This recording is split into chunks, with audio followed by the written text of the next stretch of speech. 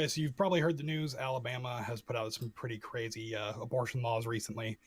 I don't really care to talk about that. I do care to mention that I'm pro abortion. It's pretty simple, it's not hard to figure out. There's a lot of reasons for it, but it boils down to basic rights for the individual. And I can't get away from the fact that it actually will help save lives.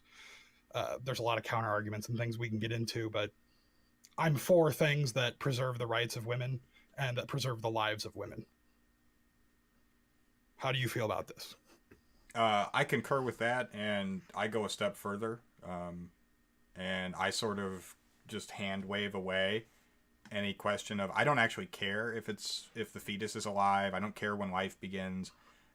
So far as I'm concerned, I don't have the expertise, the experiential knowledge, the right, the providence, whatever you want to call it, that would give me the authority to tell a woman when she can and cannot sort of excise something from her body that does demonstrable damage to it.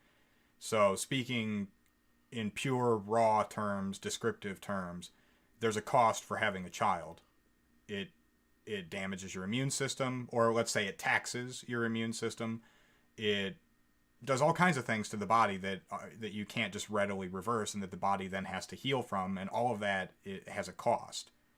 And it's not my right to say whether or not, from the perspective of that human being, the woman, if that thing inside of her that is causing those things is doing so with her consent or not. And if it is not with her consent, i.e., she does not want to carry the pregnancy, it is not for me to determine whether it is right or wrong for her to excise the thing that is taking away from her bodily resources.